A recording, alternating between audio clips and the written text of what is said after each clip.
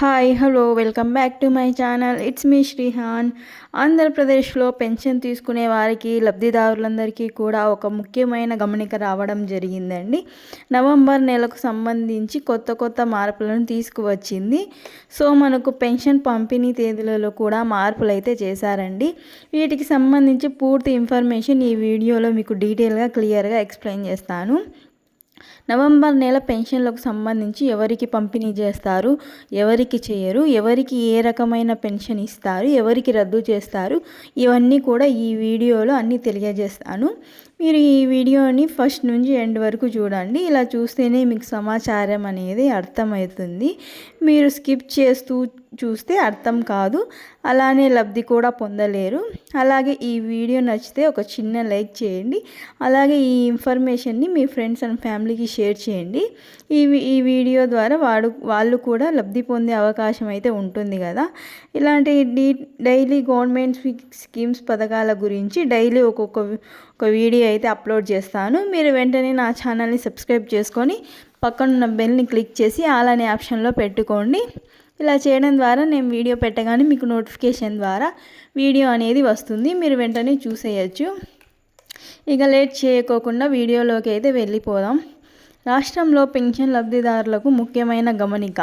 ప్రతి నెల ఇచ్చే విధంగానే నవంబర్ నెలకు సంబంధించిన పెన్షన్లను కూడా పంపిణీ అయితే ఇవ్వడం జరుగుతుంది.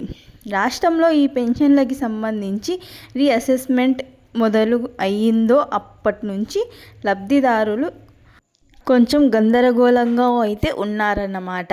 అంటే ఎవరికి ఏ రకమైన పెన్షన్లు ఇస్తారో, అసలు పెన్షన్ల పంపిణీ చేస్తారా లేదా, ఎవరికి రద్దు చేస్తారు, ఈ విధంగా చాలామందికి చాలా డౌట్స్ అయితే ఉన్నాయి. మనకు ప్రభుత్వం ఆల్రెడీ క్లారిటీ అయితే ఇచ్చేసిందండి. ఎవరికి పెన్షన్లు ఇవ్వాలి, ఎవరికి రద్దు చేయాలనేవి చెప్పేసి ప్రభుత్వం అయితే ఒక క్లారిటీ అయితే ఉందన్నమాట. మనకు నవంబర్ నెలకు సంబంధించిన పంపిణీ సంబంధించి ముఖ్యంగా తేదీలలో కొత్త మార్పులను అయితే వచ్చాయండి. కేవలం మనకు 2 రోజులు మాత్రమే ప్రతి నెల కూడా పెన్షన్ అయితే పంపిణీ చేస్తారు. ఈ నెల కొంచెం డిఫరెంట్గా వచ్చింది. ఏ తేదీలోపు పంపిణీ చేస్తారనే వివరాల గురించి చెప్తాను. అదేవిధంగా ఎవరికి ఏ రకమైన పెన్షన్ ఇస్తారు అనేది కూడా చెప్తాను. మామూలుగా మనకు వచ్చేసి వృద్ధులకు వచ్చేసి 4,000 పెన్షన్, వికలాంగులకు వచ్చేసి 6,000 పెన్షన్, అలాగే మెడికల్ పెన్షన్కి సంబంధించిన 15,000 పెన్షన్ అయితే ఇస్తూ ఉన్నారన్నమాట. ప్రతి నెల కూడా ఇదే విధంగా కొనసాగుతూ వస్తుంది. ఇప్పుడు రీఅసెస్మెంట్ అయితే జరుగుతూ ఉన్నాయి కదా. ఎట్టకేళ్లకు ఈ మార్పులు అయితే ఖచ్చితంగా జరుగుతున్నాయన్నమాట. రీఅసెస్మెంట్కి వెళ్ళి వచ్చాక సదరం సర్టిఫికేట్లో వికలాంగతత్వం పర్సెంటేజ్ని బట్టి తగ్గడం కానీ ఎక్కడం కానీ పెన్షన్ మార్పు జరగడం కావచ్చు. ఇవన్నీ కూడా పర్సంటేజ్ ఆధారంగా పెన్షన్ పంపిణీ అయితే చేయడం జరుగుతుంది. నవంబర్ నెలలో ఫర్ ఎగ్జాంపుల్ వారు రీఅసెస్మెంట్కి వెళ్ళారు అనుకోండి, మెడికల్ పెన్షన్ తీసుకునే వారి సదరం సర్టిఫికేట్ కూడా ఇచ్చేశారు. ఒక 15 రోజుల తర్వాత సదరం సర్టిఫికేట్ అనేది వాళ్ళకు జారీ చేయడం జరిగింది.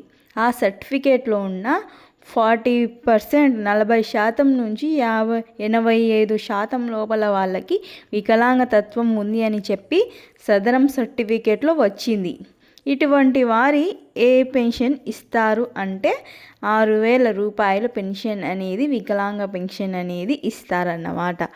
అంటే ఇంతకు ముందు ఉన్న సదరం సర్టిఫికేట్ అనేది పట్టించుకోరు. ఇంకా కొత్త సదరం సర్టిఫికేట్లో ఎంత పర్సంటేజ్ ఉందో దాన్ని బట్టి నవంబర్ నెలలో పెన్షన్ అయితే ఇస్తారు. ఈ విధంగా 40 నుండి 85% మధ్యలో ఉన్నటువంటి వారందరికీ కూడా 6,000 రూపాయల వికలాంగ పెన్షన్ అయితే ఇవ్వటం జరుగుతుంది. ఇక నుంచి వారికి ప్రతి నెల అదే పెన్షన్ కొనసాగిస్తున్నారన్నమాట. ఇంకా మీకు ఏమైనా డౌట్ ఉంటే, అంటే మాకు పర్సంటేజ్ తక్కువ వచ్చింది, మా పెన్షన్ అది చేంజ్ చేయాలి అంటే చేస్తారు, మాకు పర్సంటేజ్ ఇంకా ఎక్కువ రావాలి అన్నటువంటి వారు ఎవరైనా ఉంటే వారికి ప్రభుత్వం మరో అవకాశం ఇస్తూ అపీలు పెట్టుకోవచ్చండి. అనేసి చెప్పడం జరిగింది. ఇలా అపీలు పెట్టుకున్న వారికి మళ్ళీ వెరిఫికేషన్ చేస్తారన్నమాట. అలా చేయడం కొనసాగుతూ వస్తుంది. ఇకపోతే 85% ఎక్కువ ఉన్నటువంటి వారికి, అంటే వికలాంగతత్వం ఎక్కువ ఉన్నటువంటి వారికి 15,000 రూపాయలు మెడికల్ పెన్షన్ అయితే ఇస్తారన్నమాట. ఒకవేళ మీకు సదరం సర్టిఫికేట్లో 40% కూడా వికలాంగతత్వం లేకుంటే 60 సంవత్సరాలు ఒకవేళ ఉంటే అప్పుడు మీకు వృద్ధాప్య పెన్షన్ కింద 4,000 రూపాయలు పెన్షన్ అయితే ఇవ్వడం జరుగుతుంది. ఇన్ కేస్ మీకు 40% కూడా సదరం సర్టిఫికేట్లు వికలాంగతత్వం లేకుంటే మీ పెన్షన్ అనేది రద్దు చేసి సర్టిఫికేట్లు జారీ చేస్తారు. ఈ విధంగా సదరం సర్టిఫికేట్లో ఉన్న పర్సంటేజ్ని బట్టి పెన్షన్ అయితే ఇవ్వడం జరుగుతుంది.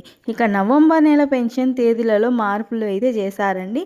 ప్రతి నెల కూడా 1వ తేదీ నుంచి అలాగే 2వ తేదీ అయితే పెన్షన్లు ఇస్తూ ఉండేవారు. కానీ ఇప్పుడు 2వ తేదీ ఆదివారం రావడంతో 1వ తేదీని 3వ తేదీగా డిఫరెంట్గా ఇస్తూ ఉన్నారు. అలానే ఈ నవంబర్ నెలలో కొత్తగా స్పాంజ్ పెన్షన్కి ఎవరైతే అప్లై చేసుకొని ఉన్నారో వారు ఎంతో ఎదురు చూస్తూ ఉన్న మహిళల పెన్షన్ల కోసం వారికి కూడా ఈ నవంబర్ నెలలో అయితే పెన్షన్లు అయితే ఇవ్వడం జరుగుతుంది. 4,000 రూపాయలు ఆ మహిళలకు అయితే 4,000 అయితే పెన్షన్ ఇస్తారండి. అపీలు పెట్టుకున్న వాళ్ళకి కూడా పెన్షన్లు అనేది అపీల్ పెట్టుకొని ఎవరైతే రీఅసెస్మెంట్కు ఇంకా వెళ్ళలేదో వాళ్ళకి కూడా ఇస్తారండి. పెన్షన్ అయితే ఖచ్చితంగా ఇలా మీరు పెన్షన్ ఎంతవరకు ఇస్తారంటే మళ్ళీ మీరు రీఅసెస్మెంట్ పెట్టుకొని కొత్త సదరం సర్టిఫికేట్ వచ్చేంత వరకు ఆ పర్సంటేజ్ని బట్టి పెన్షన్ అనేది రద్దు చేయాలా ఇంక్రీజ్ చేయాలా అని చెప్పేసి చూస్తారండి. సో ఇదేనండి పెన్షన్లకి నవంబర్ నెలకు సంబంధించిన పెన్షన్లు. సో ఈ వీడియో నచ్చితే ప్లీజ్ లైక్ చేయండి, షేర్ చేయండి, సబ్స్క్రైబ్ చేయండి. ఇలాంటి అప్డేట్స్ డైలీ ఒక వీడియో వస్తుంది. థ్యాంక్ యూ ఫర్ వాచింగ్ అండి. టాటా.